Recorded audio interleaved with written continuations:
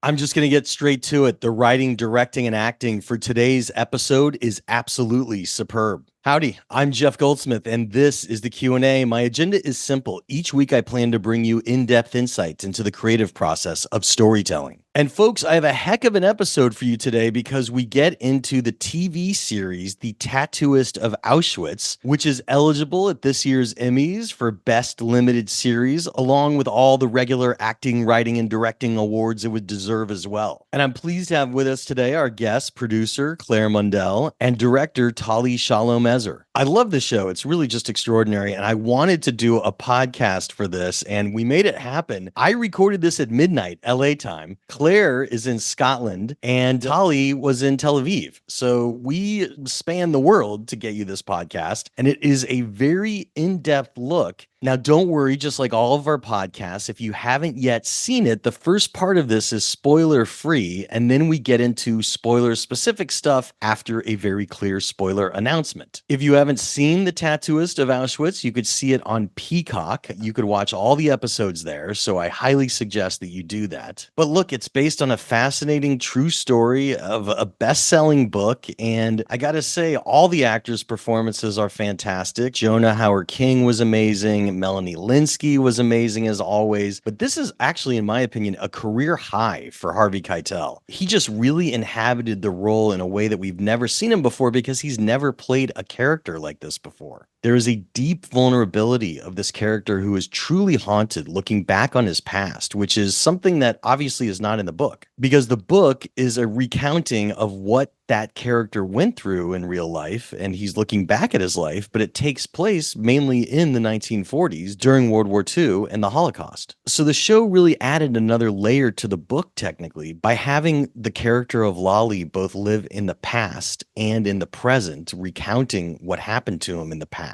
Still affected by it, of course, all these years later. Look, I can't say enough good things about this show. We get into everything from how they did some of the special effects, which was actually really interesting, to just the performances and the logistics of directing a show like this, and of course, producing it as well. So there's really something for everyone here as we got into the finer details of what made this such an extraordinary show. So I know you'll dig this episode. And speaking of things to dig, I hope you check out Backstory Magazine over at backstory.net. You could read us on a desktop or laptop or via our iPad app, Backstory. It's June 2024 now, and we just turned 12, and we have a new issue coming out in about a week. It's our Emmys issue, so there's a lot of great stuff going on at Backstory, and I hope you'll check it out. If you like what you read after seeing our free issue, you could use discount coupon code to save $5 off a one-year subscription by just typing in the word SAVE5. That's SAVE and the number 5, and that will save you $5 off a one-year subscription. It would really mean a lot to me for my podcast listeners and iTunes and Spotify, and my YouTube watchers of the Backstory Magazine YouTube page, which is where you could see all these Zoomcast conversations. It'd really mean a lot to me to have you consider becoming a subscriber, so thanks for considering. But now, without any further ado, let's jump right into our conversation with producer Claire Mundell and director Tali Shalom-Ezer about their latest show, The Tattooist of Auschwitz, which is eligible for Best Limited Series and all the regular writing, acting, and directing categories as well. Claire, Tali, it's good to see you. How you doing? Good, thank you. Nice to meet you, Jeff. Nice to meet you. Now, just to give our listeners and viewers a sense of what's going on, we are doing a around the world interview here. Claire, where are you right now? I'm in Glasgow, Scotland. Very good. I'm in Los Angeles. Tali, where are you? I'm in Tel Aviv. You're in Tel Aviv. So we've got multiple time zones covered. It's midnight here. I think it's morning for you guys. So this is fantastic. I'm glad we have a chance to do this because I loved your show. You know, I think the easiest thing to do first is to really give our listeners a sense of who you each are. Kind of if you studied film and then your breaking in story. Claire, I know that you wound up running CBBC in Scotland. And so you did that for 10 years and then you started your own film company, Synchronicity Films. What could you tell us about something that was crucial to your breaking in story? I guess the realization that if I closed my eyes, I might wake up 20 years later and still be sitting in the same conference room at the BBC discussing the same sorts of things, which, you know, are important, but that didn't really make me want to get out of bed in the morning. Like I realized that I was very fortunate. I had a great career at the BBC. I loved it. I'm a big fan of the BBC, but I realised that my passion was really in telling stories and making drama, and that although I could stay there for a long time and have a really nice job and security, instead I decided to jump off the roof and go and set up a drama production company and try to make films and TV series and do life the hard way, but for me, the more adventurous way and the more kind of interesting way, I suppose. That's fantastic. Tali, what could you tell us about your breaking in story? I know you had done a short film and that had led to a short feature and then some television and another feature. What could you tell us about breaking in as a director? Yeah, I identify with Claire because I also always choose the hard path, but the one that for me is more interesting or compelling. Yes, I did studying in a film school in Tel Aviv, in the Tel Aviv University, and I did some short movies and feature film. They're all dealt in a way with post-trauma issues, and I was very much focused on the way that a man can heal himself. And I think that that was part of the reasons why I was attracted immediately to this project. So yeah, after finishing film school, I did Princess, my first feature film. It was premiered at Sundance. And after that, I did an American movie called My Days of Mercy. I did some TV projects. And this is my first big television drama project. And I'm very excited about that. Heather Morris's 2018 book chronicled the life of Lali Sokolov. He was one of the prisoner tattooists who would intake prisoners and put their tattoo ID number on their arms at Auschwitz, and really how he managed to, against all odds, find love at Auschwitz and even survive, which is just, it's an incredible story. Heather Morris interviewed Lali and then wrote this book about it. Obviously, you were inspired by it, Claire. Tell us how you discovered the book and then went after the rights and what that was like. Well, back in the summer of 2018, we were looking for our next project. We had just made The Cry for the BBC and ABC and various other broadcasters. I guess one of the other things connected to my break-in moment is that I'm really motivated by using drama to tell stories that have got some, meaning. Of course, they need to be compelling and engaging, but I really feel that popular drama can be an incredible tool for sharing stories about things that we all need to know, I guess, and to be moved by. So everywhere we went, as myself and my colleagues, as a company, we saw this book. The Tattooist was being read on every tube that I travelled on. Every time I went to a cafe, there was someone reading it. It had stormed into the Sunday Times bestseller list, a really high number, and it stayed there for weeks and weeks and weeks. We got the book, we read it, we understood immediately just why people were, coming to this story, because it was such an inspiring story. It was incredible to think of two young people facing death every second of every minute of every day, and yet in really the last place on earth you'd expect to find it, finding love. And that clearly was something that people were leaning into. And the book was becoming a phenomenon. It had already sold out in Australia. As I say, it was going up the charts in the UK, but it hadn't been released in the US at that point. And we decided that, it was a big swing because it was a big book, but we would go for it. So we did the usual things on the business side, spoke to the publisher, spoke to the agent in LA, but we also reached our tentacles out around the world, if you like. Our story producer on the show, Ruth Underwood, and our wonderful head writer and fellow exec producer, Jacqueline Persky, both live in Australia. And we've worked there a lot. And of course, Heather Morris is a New Zealander, but she lived at that time in Melbourne. So I called Ruth Underwood up and I said, okay, Ruth, here is your task for today. Forget about reading scripts or doing notes. You just have to find Heather Morris. She's somewhere in Australia, but she's somewhere in Melbourne, actually. So you're in Melbourne. Go see if you can find her. I tasked her with this sort of impossible job. She was like, okay, I'm off. Off we go. And our company's called Synchronicity. So I'm not fully woo-woo, but I do believe in paying attention to these moments in our lives that might subtly point us in a certain direction. So because of the time difference, of course, I went to bed. She got up a few hours later because she's in Melbourne. And what pops through her letterbox but a free local newspaper in the area that she lived in at the time, which is the Dandenongs, which is the most remote area in Melbourne you could be in. It's like literally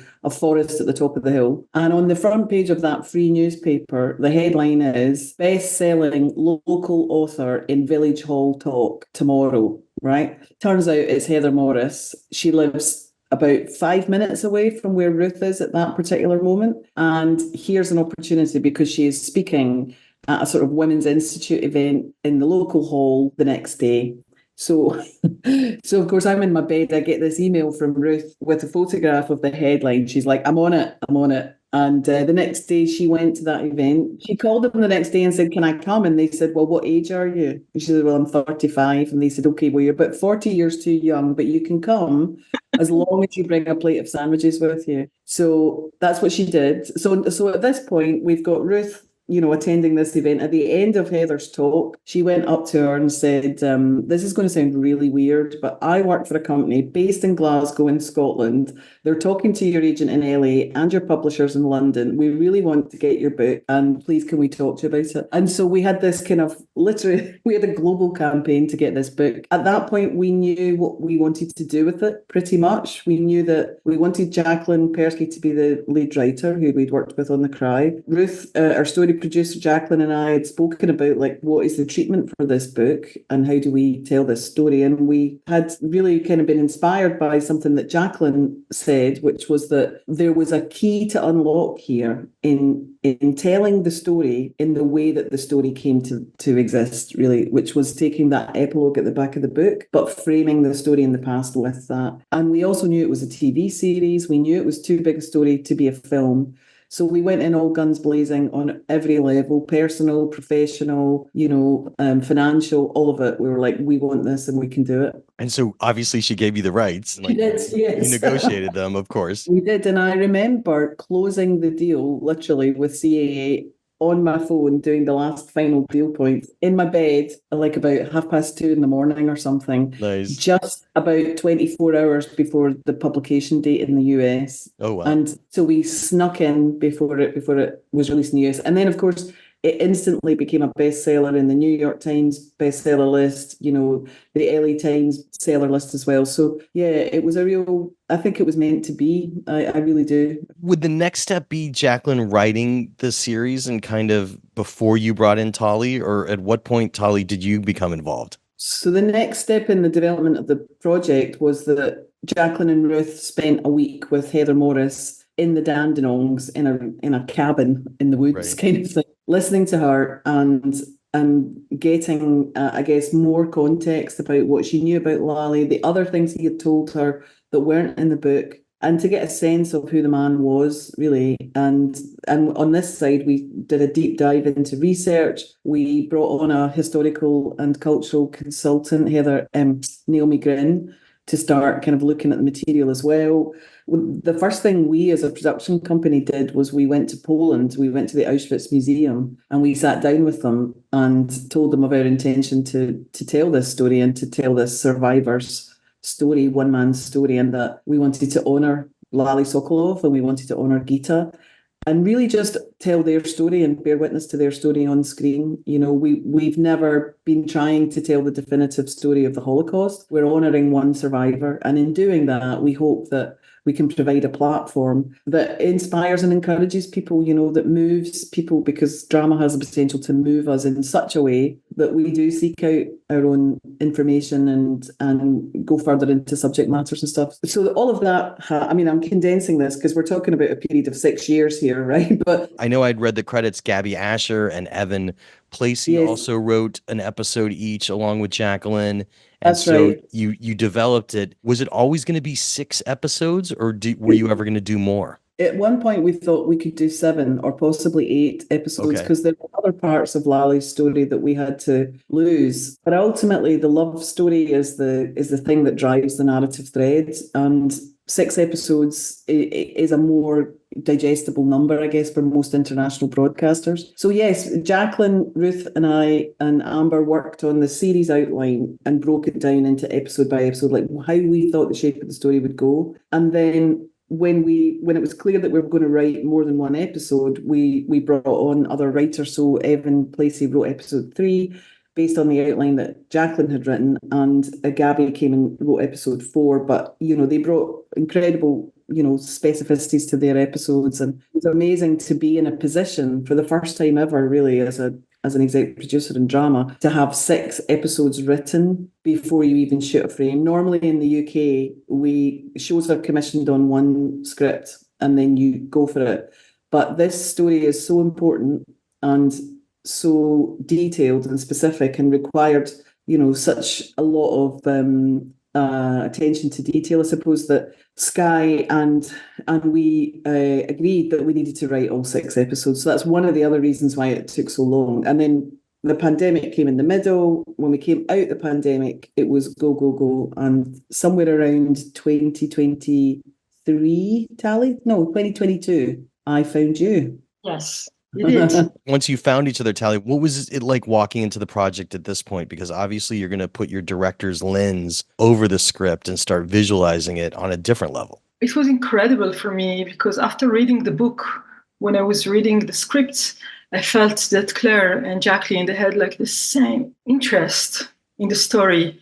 All the questions that I had, many areas that I wanted to explore, Lali's guilt, Lali's special position as a tattooist. I felt that they had like the same desire to explore these areas and to give more space. I was very curious about Gita's point of view on Gita's life, Gita's perspective.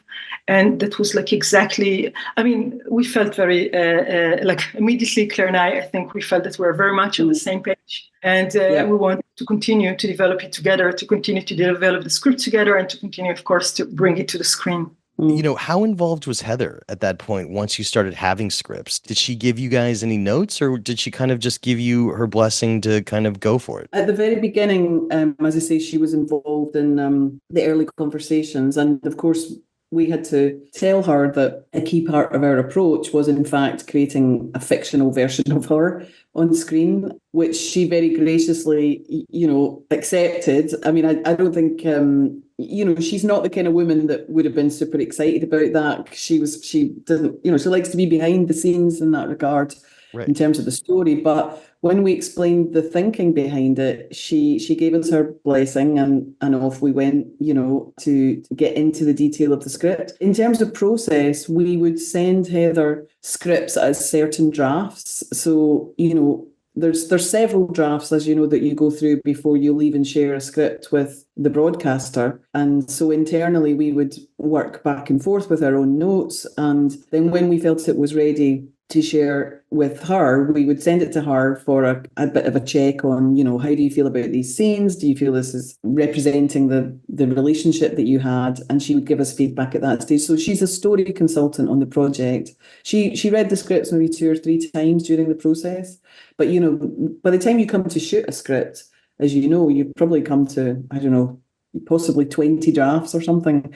So, but she's always there. She's a huge champion of the project. She was with Lali Sokolov in the last hours of his life. And, it sounds like something out of a movie, but it's true that she made a promise to him that she would spend the rest of her life doing whatever she could to get his story out to the world. And she did do that because, Heather's in her early 70s now, and she was in her early 50s when she met Lali. So she's devoted the last 20 years to doing exactly that. And so anything she could give us, she gave us. She's a huge supporter of the project. Right. And I know it took her 11 years to get it published as well. Tali, you were going to say something. No, I just wanted to add to that because Heather, she has been so generous with us from the beginning. One day when we were still developing, Claire called me and she told me that Heather is in Tel Aviv. Would you like to meet her? And I said yes. I just canceled immediately all my plans for the day. And I was running to the cafe to meet her. And we just spent hours together. And she's been so generous with me because I asked her some hard questions, I think, for her. And she really tried to answer. And I really appreciated that. And she was always available for us, and such an incredible access was to know about her character, but also to learn more about Lali's character. One of the things as a journalist when I was watching it that I'm so curious about, maybe you can answer, we don't see Heather with any recording device when she's having her conversations with Lolly. And I could understand that early on, but was that just kind of a dramatic convention that you didn't show it, or did she really never record anything? No, she did. She did record him. She recorded hundreds of hours of interviews with him, That's which what I thought. Harvey Keitel watched actually as part of his process. But in the early stages of that relationship, I mean, she's not a journalist. She's not a historian. She's not an expert. She doesn't write non-fiction books. This is an ordinary person, and every woman, if you like, who answered a request, which was, there's an elderly man who's just lost his wife. He's grieving. He says he's got a story to tell and he really wants to talk to somebody. Would you go and sit with him? At that time was working in a social work department in a hospital. She had an interest in writing. She loved stories.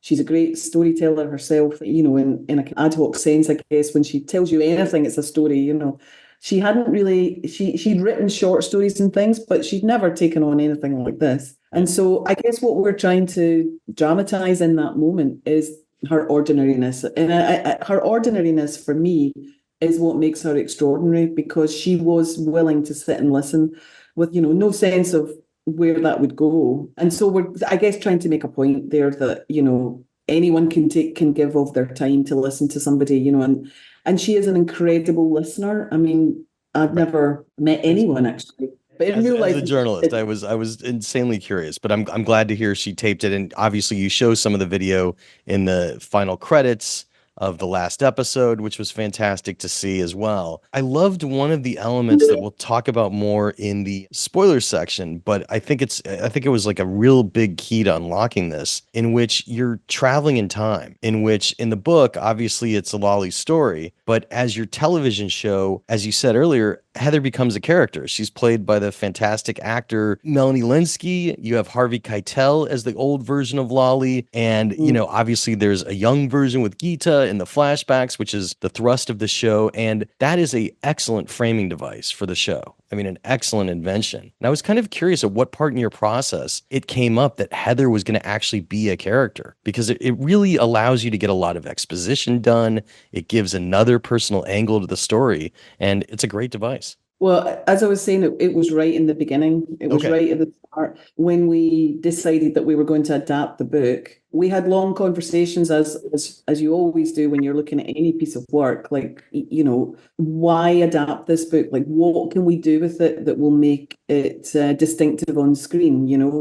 The Holocaust genre is a busy genre. There are lots of amazing projects in that genre. So what can we do with this story that will add something else and add something different? And I think that one of the things we were struck by were the personal stories that Heather told us about Lally. When we watched the video that she had recorded, we saw the man himself, and we thought, it's incredible to see that man in his 80s and see his lust for life, his character, his humor, his spirit, but also his vulnerability, because there would be moments in her footage that she recorded with him where we would see him break down. If you watch his show tapes, you can see him, go from raconteur to, broken man in a matter of seconds. And we thought, well, it would be incredible to be able to dramatize that relationship between the two of them, because she became the last big relationship of his life. And by setting that framework, we're able to tell his version of the history of his experience, his lived experience. And that's really where it began. It began at the very beginning, and it was part of our pitch to the publishers and to Heather and to everybody, including Sky, that was what we wanted to do. And initially, not everybody was sure it would work. There was concern, like, how do you go from those scenes in the camp to sunny Melbourne? Is that going to feel discombobulating? Whenever you do anything that has a dual time frame, you always come up against those questions from people, rightly, because will you break the connection to the story by jumping out into a different time frame? For me, the answer to that is always, if you know which is the main storyline that you're telling, then the other storyline serves that narrative. So whenever you go back, it has to be serving the main narrative in the present. And so even though Lally and Heather's story in the present is relatively small, in a way it is the main story, and we are using his memories and his recollections, and also the form of the story, that we tell, as you've seen, his memories are not always 100% reliable. Sometimes he Oh, we're doesn't going to talk also, about that for sure. And I mean, it's a great storytelling device as well. I mean, it really is the glue of the show. And I think it's another reason why you were able to get the rights, because it's a very unique take. And it really makes the show, I think, digestible on another level, because you sometimes need a break from those Holocaust scenes.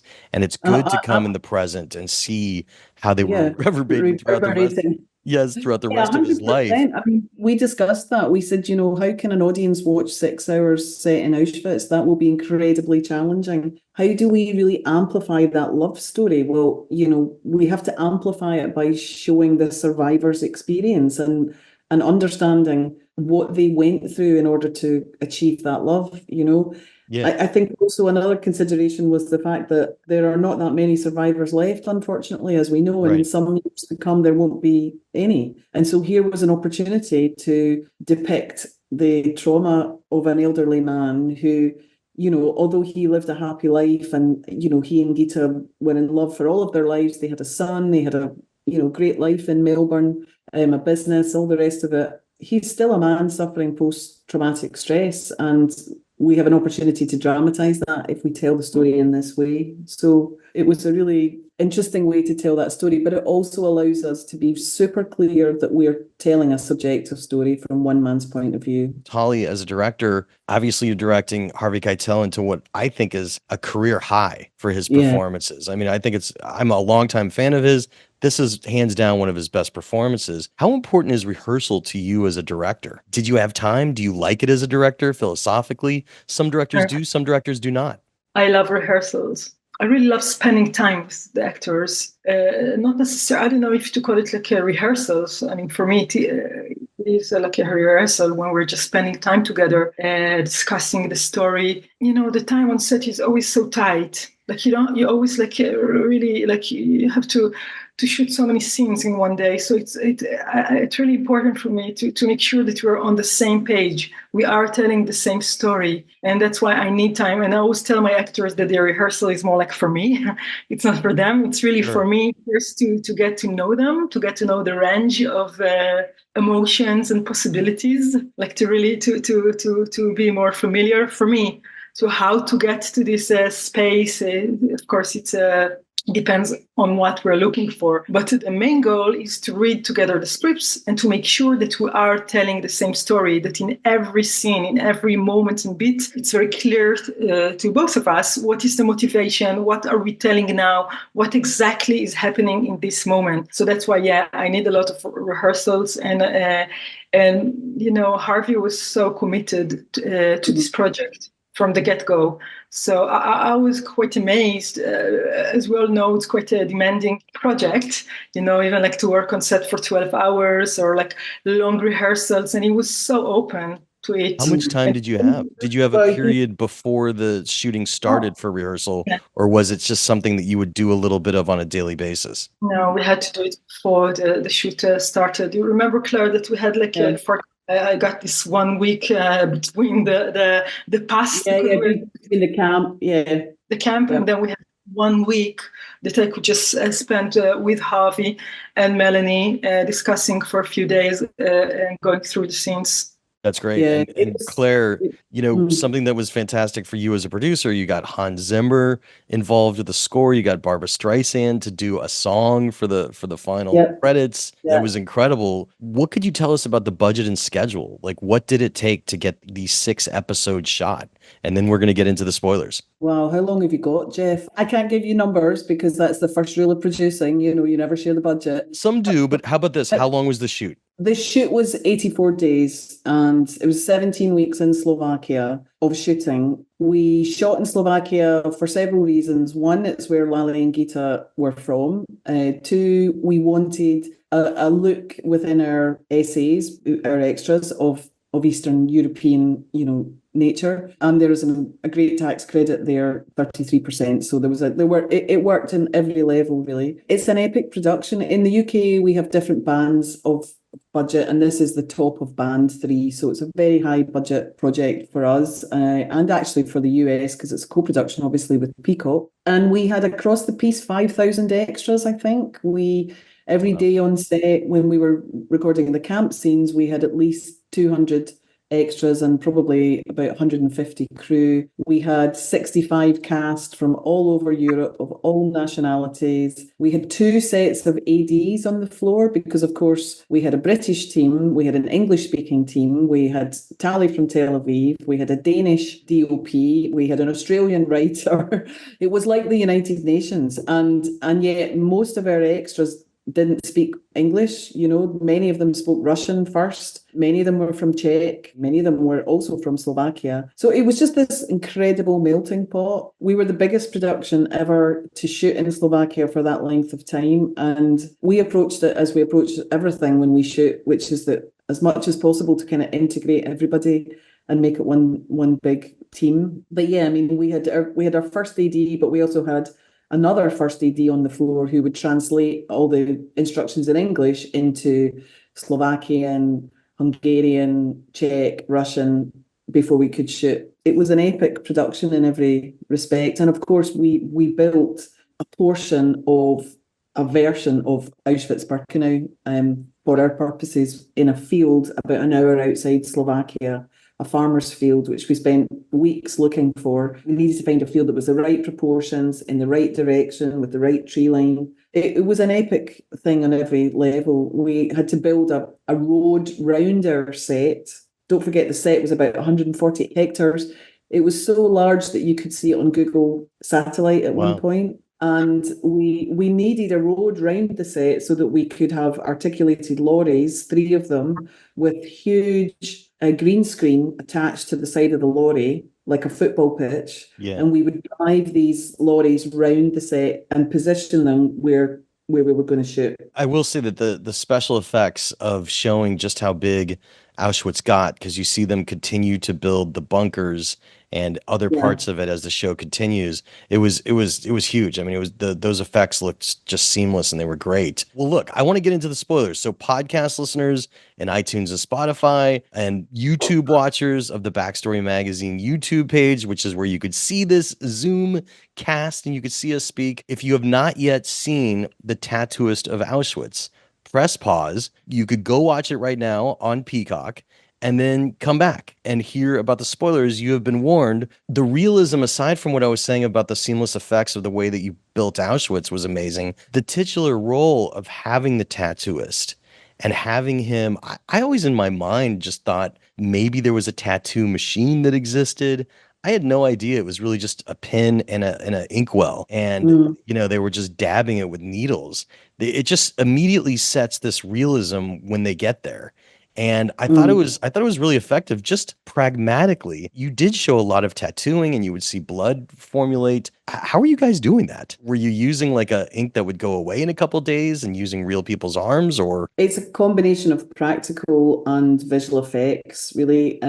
It's so important to show that process because it's part of that dehumanization process, and we needed to try to show it in as realistic a way as possible. And like many things in this show, it wouldn't have been possible without the incredible skill and artistry of our visual effects team, Alan Church and Simon Giles and Union and Untold, the 2 facilities. So Tali, do you want to get into the actual process of it? It was a combination of just gave us some memories. Hard memories from how actually we did it, because we tested it to begin with on potatoes. We stood our department. Then we had to test it actually on chicken arms. Actually, we tried all of a kind of testing together with the visual effects, together with our amazing makeup artist, and then we found the way that we thought it was the most authentic and close to reality way to do it. The process at the back end in visual effects was also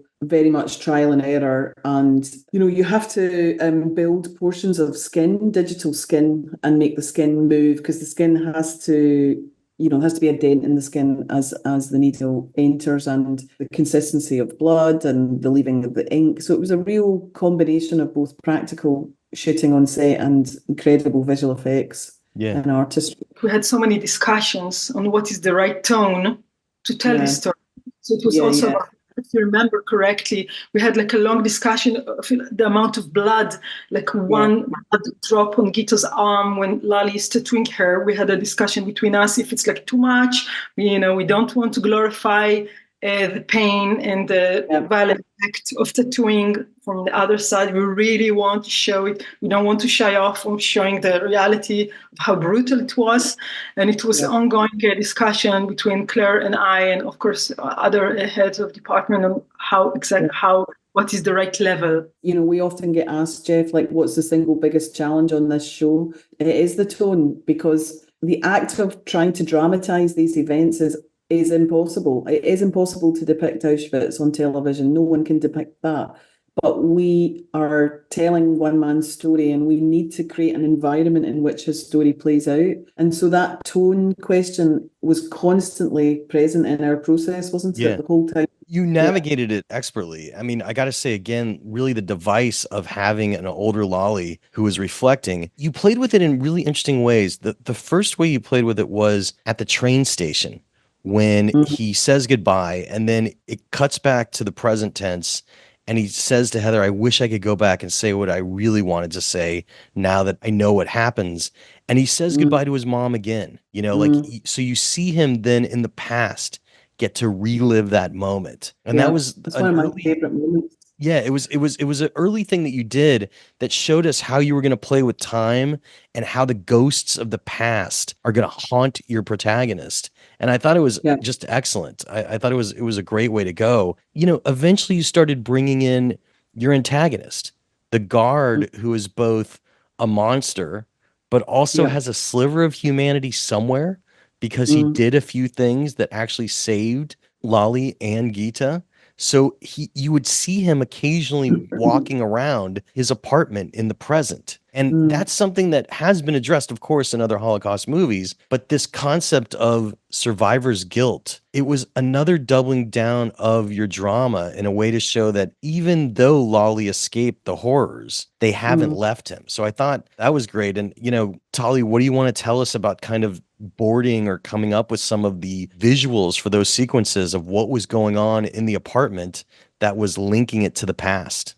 Yeah, I agree with you. It was one of the reasons why I was attracted to this project. And Jacqueline Persky, she did it brilliantly together with Claire. It was there in the script. And for me, it was always like my goal, my guiding light is to bring Lali's perspective as much as I can imagine and I can to the screen. And as you said, when he's telling the story, it's like 60 years after he left Auschwitz, but Auschwitz never left him. We're really trying to get as close as possible to his experience. And we believe that because he's like all the time seeing these people, these ghosts, looking at him. So it was very important for us to be able to travel in time, to use the same body position many times when we're telling like a scene in the past, and now he's in sunny Melbourne, but he's in the same body position because he's in the present in Melbourne, but in his inner world, he's still there in Auschwitz. So the way to do it was to look at this story as like one story. As Claire said, that having old Lali and Heather's story is like the main present as the main story, and to build it from there. Thinking about body positions, about how he would remember certain memories, about people that he remembers, looking directly to him, sometimes like accusing him. So that was the way that we started to develop. Yeah, there was another piece of your visual language I thought that was really poignant, in which when somebody would die, they would get this shot of them looking directly into the camera. One last moment, like as a remembrance. Was that something that grew out of the script or something that you discovered on set? That was Tali's. That's 100% Tali's. And I think it's so effective. It just really, as you say, Tali, they're looking at Lali, but they're also looking at us, the audience, and all ages, all types of people, kind of some of them pleading, some of them accusing, some of them just looking incredibly distressed about what's happened to them, but it's so effective, and I really think it hopefully kind of cuts through to an audience watching in the present day and reminds them that this isn't a story from, fiction. These represent real people, all sorts of real people whose lives were taken, and it's a really poignant moment. And so many people talk about it. It's so hard also, because we know that in Auschwitz there were like 1,200,000 people were murdered. And so it's like we cannot capture this number. Yeah. So many. The Lali's story is only one man's story. It's like one perspective, one experience. So we thought it's quite interesting to give these few moments for a person, for another person. Like, again, like the device that I was talking about a moment ago, I kind of want to show our listeners how it evolved with your show as your show evolved as well. The first time he says bye to his mom twice at the train station. So that's like a remembrance and kind of a fantasy of what he wished he could have done. The next time that there was a major change to it, it was when he basically got the medicine for Gita and he told how it happened, and then he gets emotional and he realizes that he hasn't told Heather the entire truth. And so now we're seeing the trauma relived with Lali, because you go back to show us this just horrific scene in the medical unit. And I thought that was really fascinating. But then you later on in the show get into the unreliable narrator aspect, in which when Lali was prisoner of the Russians, even after he escaped way later, it was fascinating that he was having this trouble remembering what really happened and how he was involved with, basically a version of human trafficking, in which, the Russians were having him go find young girls that he could trick coming to parties. And he knew that he had no choice to do it before he escaped and got away from the Russians. So that was like the third way that you played with that concept of time and remembrance, in which he has a great emotional moment of the guilt of realizing, he kept saying the door is locked. I couldn't get out. I didn't know what they were doing. And then there was this one moment where he does walk through an unlocked door and he sees what's going on. So I thought that was a great evolution, just storytelling wise, of the whole show. Yeah, although that is in his imagination. He can imagine what is happening there. Right. He doesn't physically go and see that. Yeah, I mean, we're blessed on this project to have incredible writers, Jacqueline, Evan, Gabby. They brought all of these sequences to life with such ingenuity. And I think one of the things that Tali first said when I met her, which really chimed with Jacqueline and I, was that we're telling a story about a man who is trying to touch his truth. In the last days of his life, he is trying to touch his truth and understand what occurred. And that is a very complex experience to depict, because he sets out at the beginning of episode 1 and he tells Heather, I want to tell you a love story. It is a love story. And he does intend to tell a love story. He wants to honour the memory of his wife, Gita, but he can't get to that love story without confronting all of these memories that are there in his head, that live with him. Some of them he can't bear to really fully, confront himself yet, and therefore he tells a version of that memory to Heather. Some of them he's ashamed by.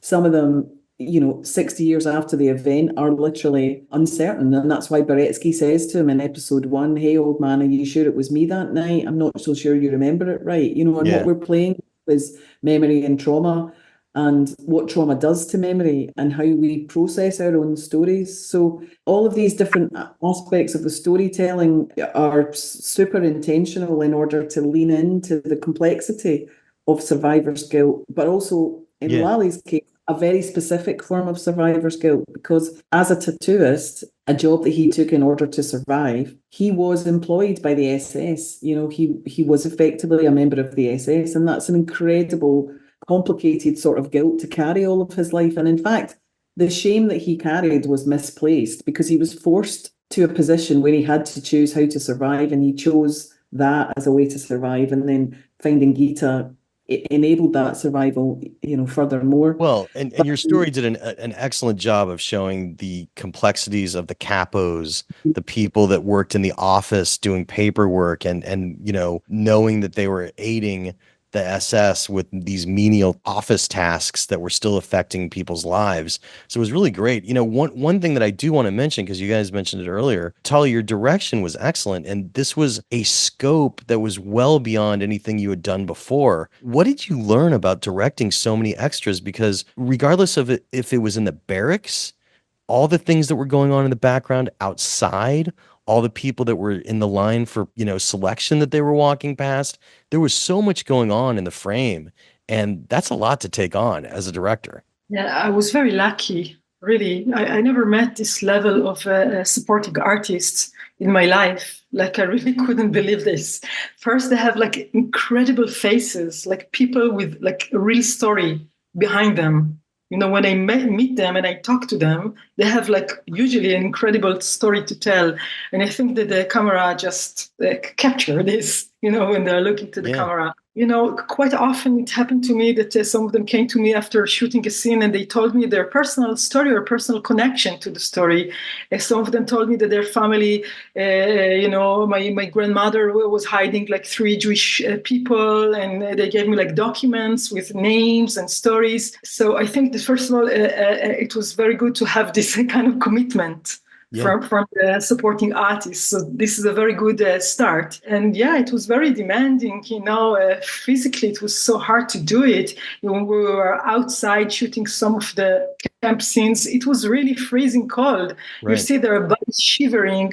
Their body really, it was shivering because it was so cold, 0 outside. So I think that, it's like we're trying to build the right environment to tell this. That's what we did. Well, I'm just going to say, to follow on from what Tali was saying, that, it's one of the unique things about the story is that it's both an intimate story. These are 2 people who fall in love with each other in the last place on earth you could imagine love was possible.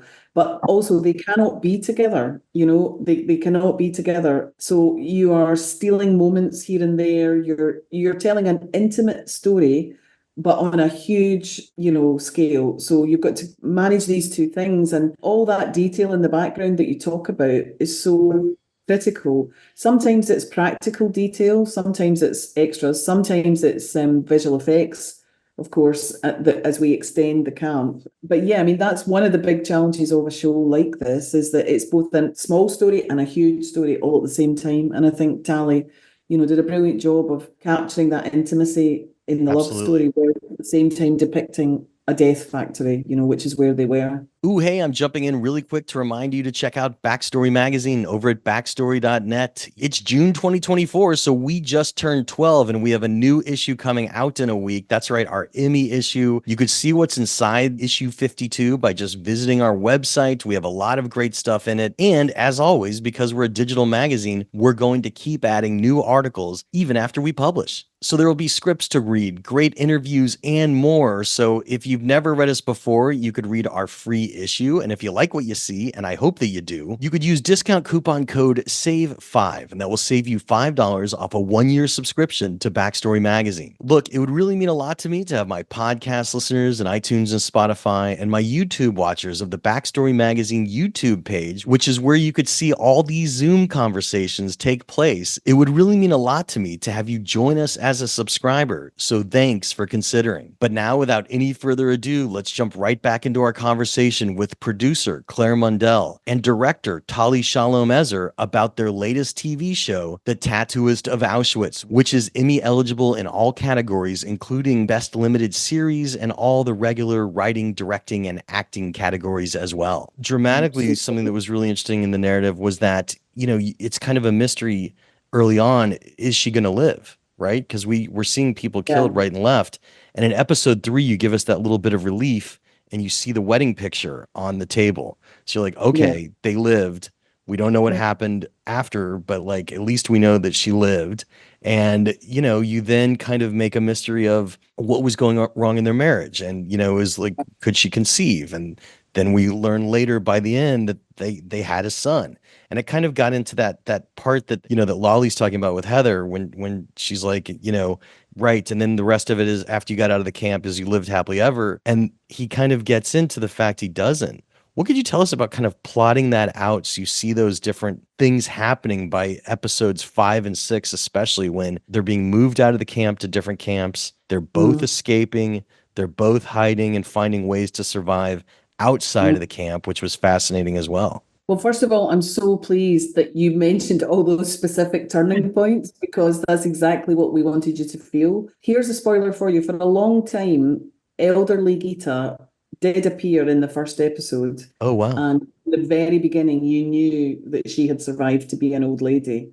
And we had a lot of discussion about that back and forth. Should we have her in there? Should we not have her in there? But ultimately, the reason that we changed that was to achieve exactly what you've just described, that you have a sense of tension in those first few episodes as to whether or not this young woman survived or not, and did they manage to be together. So I'm really pleased you mentioned that specifically, because that was fully intentional. And yeah, I mean, I think those turning points are there, I guess, to challenge certain assumptions about this experience, that it is never as simple as when liberation came. Those who had survived were, that was it. It was all over. It was important to all of us to tell a story that went further than that, that didn't end with the happy ever after moment, that showed or tried to show some sense of the legacy of trauma that existed in these people's lives. In some ways, the last episode of the show is one of my favorite episodes, but it's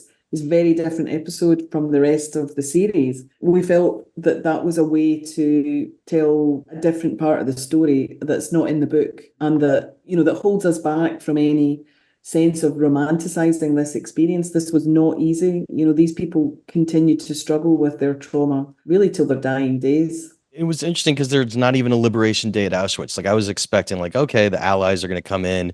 There's going to be a scene like that. No, they were already gone at that point, which is just crazy, on 2 different death marches that they both escaped from. One thing I want to get to in a second is the editing, but before I get there, I do want to say that you also did a great job of showing the diversity in the camp, because you showed the Roma people.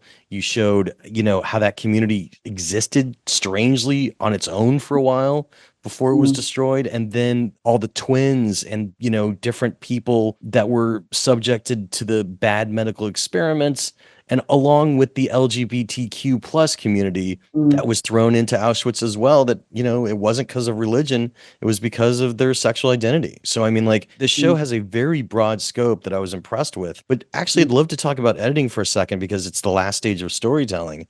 What could you tell us about your editing process? And did things shift around between episodes? You just mentioned a scene of showing an old Gita that was cut, and I think that was a brilliant choice to cut it. What else were some of the scenes that you realized it's tough to cut, but it's going to serve the story better if we do? As dramas always do, your first cut is, huge, and then you have to get this down to a coherent 50 plus minutes. I mean, I love the editing process. It's rigorous. When you're making a television show with UK and US broadcasters, it's going to be rigorous. You're going to have lots of notes from everybody, but you have to hold on to the story that you are trying to tell and really foreground that. One thing that never fails to amaze me in the editing process is the extent to which the material, when you've got good material, like the material, although it's always terrifying to lose stuff and you hate it, and you fight over it and all the rest of it, and then you cut it and you're like, oh, actually, this works. Working with Nellie Feller, who's our lead editor and the editor of episodes 1 and 2, Bernie McGurk and Joe Sawyer, we were all in Tel Aviv together. So I was there, Joe and Bernie were there with Tali and Nellie, and we were there for 3 months, weren't we, together, working in a little series of edit suites in an attic without any air conditioning. It was intense. I think there was a lot of scenes on the cutting room floor. Can you think of any specifically, Tali, that you want me to bring it on, all the shots that I love so much? Because what I think that I can tell you, Jeff, that we put so much love into the project. Not only myself, of course, and Claire, but really the people that were around. HOD, actors, supporting artists, we really put all our heart. So sometimes when we had to take like a shot out, it was not very easy for us to do it. And I think that we had to do it for pace, because some of the shots, I'm really fascinated about the fact that Lali was able just to walk in Auschwitz. So sometimes I really wanted just to shoot him walking in Auschwitz, like, the scale of this huge place, and it's just like one lonely man walking in Auschwitz. We had many shots that eventually we had to cut. Are there any big scenes that you remember lifting, or even switching from one episode to another? If anything, we cut scenes early on and then we put them back in fact, because there's a scene in episode 1 where Aaron is in the barrack lying next to Lally, and he is talking about how he saw people being shot at random, and he's, expressing his worry, like, what if that happens to us? I haven't even had sex yet, like, I can't die in here, Lally, And that scene for a long time wasn't in episode 1. When we looked at the story overall, and, in every episode, there are people that come in and out of Lally's life who he tries to help, and unfortunately many of them don't survive and they don't come back. And it felt like, on reflection, that we needed to put that scene back in so that when that haunting image of Aaron at the end of the episode appears, you really feel, the pain of this young boy, and that you understand the brief but very real and genuine relationship that Lally had with him. And so we did quite a lot of that, actually. There were definitely scenes that initially we thought, again, some of this comes back to tone, where we would discuss a scene and whether or not it was tonally right, or whether it was going too far in one direction or not far enough. And that we agonized over that a lot because, like for some viewers, Jeff, our show will be too dark. They'll find it too harrowing to watch. Oh, yeah. And for other viewers, it's too light, right? So we have to... Actually, I got to disagree. There's no way your show is too light for anybody on this planet. And if it is, I don't want to meet them. Well, we're happy to hear that, right? Because we want it to be a tough watch. But the thing that we hope pulls people through, anecdotally and from the viewing figures, which, we've had some early indications on, are amazing, both in the US and the UK. The thing that seems to be pulling people through is that it is harrowing, it is difficult to watch, but the emotion is pulling people through. People are moved, and for us, in the characters. That is a great outcome. That's what we wanted to do. Yeah. The only scene that I could see shifting around, even, because I sometimes look for modular scenes that they could have been in episode 1 or 2, but it hits in episode 3 or 4. It's when Heather has the transference grief of hearing his story. I could have seen that shifting in your edit as to which episode it was going to be in, because she could have had it anywhere in the process. Did it always hit in the episode it was in, or was that something that moved around? Yeah, that is true. Although I guess we wanted to try to show a journey in their relationship, because when we see her in episode 1, she's exactly what, and I think if the real Heather would say this herself, she didn't know what she was walking into. So we're depicting someone who's really quite naive and a novice writer. And then she starts to get into it and she starts to get obsessed by it. But then, the burden starts to become too heavy somewhere around about the midpoint.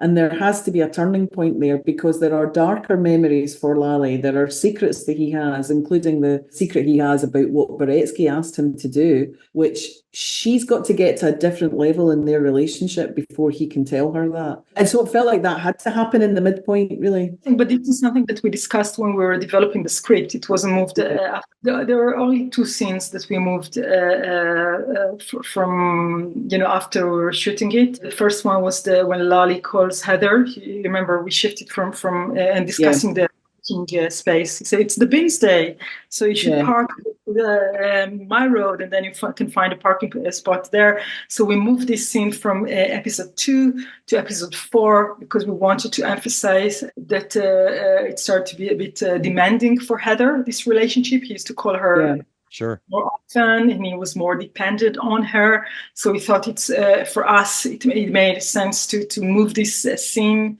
to episode 4 to really express that. The other thing that we moved was when young Lally wakes up in the Russian mansion. So that was another thing that we moved to episode 6. But apart from that, really, we couldn't really do it because we were planning everything like as a feature film, it was like the present and the past was like really directed in a way that it has to be together. So we couldn't really move many scenes. I guess so many of those scenes in between 2003 and 1942 they were planned that way in the script. So you're sort of locked into some degree. I mean, we had a couple of things which, and I love this about the editing process, things which delightfully suddenly were opportunities, if you like, to add material in certain parts of the story. There's a few of those moments that just sort of pop up, and they're amazing when they do. I mean, there was a lot of work on the opening. I think we did 33 versions of the opening.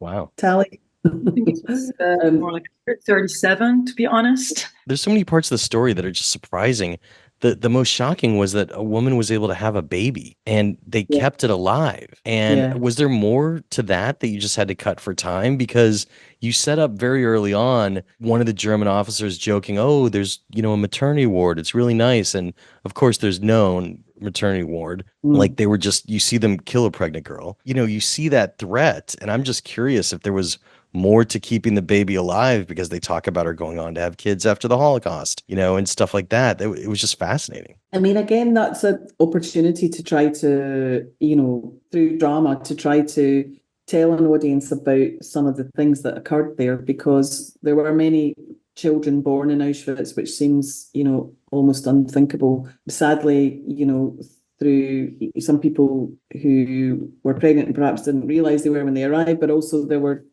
other incidents that occurred. It's also a moment of hope and light in that part of the story. We wanted to show the community of women and how they supported each other. I mean, ultimately, all of the stories that we're telling, in the whole show, that the sort of secondary and tertiary stories, they're all there to serve the love story. So, when we come back to old Lally and he says, this was the thing that Gita used to say, there were good hearts, there were kind hearts in the camp. I think because, of course, we look at those events through the prism of history, it's sometimes hard to remember that people were dying at every moment. They were being murdered at every moment in that place. But those who were surviving were trying to live in whatever way they could, and there was a community, and there were friendships made. And I think it's the most beautiful scene in the whole show. Probably it is the moment that the baby is born, and all the women are there together. And then Tali gives us the baby's perspective, the baby's POV, which I think was the very last shot that we filmed. The last shot. Yeah. And normally, on set, the dynamic between, producer, exec producer and director is, okay, well, we got to move on now. I think we've got it. But on that shot, we just let it run, didn't we? We definitely our slot. Yeah, just because it was the last shot. So it was your gift to me, because we also had like 30 minutes extra time because of that, if you remember. But because it was literally the last shot that we shot in this production. Okay. You're right. We could have gone off and explored that story a bit more, but because it's a real story, correct? Like it was. It's inspired by a real story. It's right. Not that particular story isn't real, but it's inspired by many other real stories. So I guess these are moments to try to give a sense to an audience of what that place was like, And every time we do that, every time we show both the light and the dark in that place, we try to underline the miracle of finding love. Like. The notion that you could find love in that place is, I think, is one of the reasons people have come to the story from the very beginning. Absolutely. I think it's fascinating what you did with the character of Beretsky, the guard. We don't want to learn too much about him because we don't want him, to have too much oxygen on this show, taking up space. But at the same time, it was really important to do that. So what could you tell us the lesson learned of having this antagonist that was a monster and, had some humanity in him? The craziest part of the show was really them being asked to write a letter for him and having that argument at the end, because he had asked them when he was in jail to write some letter on his behalf, which was just wild. In the videos of the real Lali Sokolov that shot, we had like a moment when Lali himself said, Beretsky, he was like a brother to me. And I found it really fascinating that he could speak in that way about this monster, because of course he also spoke about him in a different way. But he was forced to spend most of his time in Auschwitz with this man. And this man did save his life more than once in Gita's life. So this dynamic is so complex. It was important for us to try to capture like a sense of this dynamic. That because they were spending so much together, so they started to have some connection, and it is a human connection because he is human after all, and we really try to express that in the show, the complexity of this dynamic. I think also, as you say, Tali, it's like that. It's the flip side, isn't it, of the victim persecutor dynamic. I mean, Lali had to keep this man. He had to literally fawn him, in order to survive. So much of that is about keeping yourself safe whilst at the same time, inevitably, because you are a human being, and because Lally particularly was the sort of man that he was, he could see that, he's the same age as Beretsky. They spent, as Tali says, so much time together. But, at the end of the day, old Lally is unequivocal about the fact that he was a psychopath. I witnessed him. He says, I witnessed him murder people every day. I know exactly what he was. But, he saved my life, and I have to live with this all my life. And it's that complexity, and that's why Beretsky haunts him in his apartment. He's ashamed of that. He's ashamed that a Nazi guard was partly responsible for his survival. And he's ashamed that that guard thinks that he can, have a statement from Lally to aid his defence. As an elderly man, he's so conflicted about this. And I think Harvey's performance in that episode, the whole show, Harvey's incredible. In those scenes, it's amazing, really, what he did in those scenes. And I think if you could have watched Tali directing Harvey as well, that was such a special relationship, wasn't it, that you had with him and with Melanie. I think on set, when we were shooting all of these scenes, you could literally hear a pin drop. It was so intense, and you're watching two actors at the top of their game. Absolutely. Convey something incredibly complex, but so important to communicate to a mainstream audience. It was an incredible experience for me. But I would like to share with you, actually, that for Jonah Hauer-King, it was so surprising for me. There is one scene in episode 2 where he's walking in Auschwitz, and they're making some jokes. Beretsky's character and himself, they're talking about Beretsky's having a hangover. And he's like, and young Lally is listening and like laughing with him. And then young Lally realized that there is like a man standing from the Jewish crowd looking at him, that he's just like having fun now with this SS officer. And for Jonah Hauer-King, our beautiful, talented lead, that was one of the most difficult, challenging scenes the whole show. It was very surprising for me. How can it be? Because we all know that it's like such a demanding role and so many hard scenes physically and mentally. But that was one of his most difficult moments, that he really had to be there, having fun with his SS officer pal, making jokes, and it was incredibly difficult. Yeah. And it's just something that I remember now. I know we're running out of time, so my last question for both of you is the same question, and you'll have different answers, of course. What is your toughest scene? What is the scene that you remember worrying about shooting and coming back to in your mind over and over again? And how did you creatively rise to the challenge? So Tali, a tough scene on set.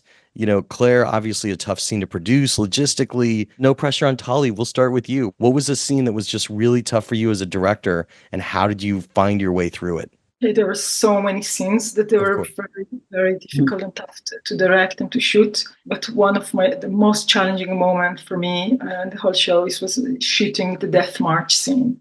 From so many levels, seeing these women, the supporting artists almost like freezing to death. I mean, we're just trying to express something that we will never be able to recreate how horrible and difficult it was in the reality. But just having like sense of it. These women walking in the cold, and these supporting artists, I think that they were really suffering shooting this scene, like really suffering, because it was too cold and it was very stressful. We had to do like many scenes in one day, and I remember that was like the moments when I was like, wow, I know that you can't even imagine like to compare like just shooting the scene and to experience it, but that was, for me, it was almost unbearable. Claire, what was your toughest scene? I mean, similarly, so many tough scenes. And I have two. One on the ground shooting the Anna Katz scene where the women are naked and Lally has to lead them out of the hospital ward into the yard. Really tough to be on the floor when that was occurring, and to see how hard that was for Jonah as well. He had to take some pauses in between the takes on that scene because it was so distressing. I think that scene, obviously, we split it in two because we shot some of it interior in studio in a barrack set in a studio, and then we shot the other part of it actually on the set at night. It was very cold. When we were in that exterior set, it was a understandably, it's just a television set and we're only program makers depicting something. We can't ever experience this for ourselves. But it was a heavy atmosphere, really heavy, because it forces you to confront what dehumanization looks like. Human beings made to strip, to have burns inflicted upon them. I felt that way about the scene in episode 1 when we see all the naked men, standing waiting to be tattooed. Just really the realization of how cruel and how dehumanizing that experience was. But the fact that it was a deliberate dehumanizing is something that really stuck with me. And that I'm going to be greedy here, because the last moment of that is, of course, the terrible scene that we have to depict in the gas chamber, which is important for us to depict in episode 1, because we need to be unequivocal about what happened in those gas chambers. And that's why Lali says they murdered millions in Auschwitz, But in post-production, when we were working with our visual effects team, we had to try to convey what had happened to the men who are on the floor, whose bodies you see. We have to give some sense of how they have been treated in that camp. And that involves a form of visual effects, which we called emaciation. We had to emaciate real people's bodies. And when we saw those shots for the first time in post-production, it was a really watershed moment. Again, it's a part of the story we couldn't have told without visual effects, but it's so important to tell it, because we try to show how these people have been starved, they've been beaten, all the horror that existed there. And those moments were just really tough. It's why we had mental health counsellors through the whole project, and even now, actually, for everyone in our team, in front of and behind the camera, because when you're making something like this, you're focused on the work and on the job, and you push those emotions to the side of what you're depicting. But after you've completed the project, I think many of us will feel, will reflect on what we tried to depict. But those scenes are really, they really stick. I absolutely love this series. I mean, I think it's fantastic. You both really poured your hearts into it. I think your writers did as well, your actors, really everybody in every department. It was very impressive. And thank you for being so generous with your time. Tali, Claire, thanks a lot. Thank you so much, Jeff.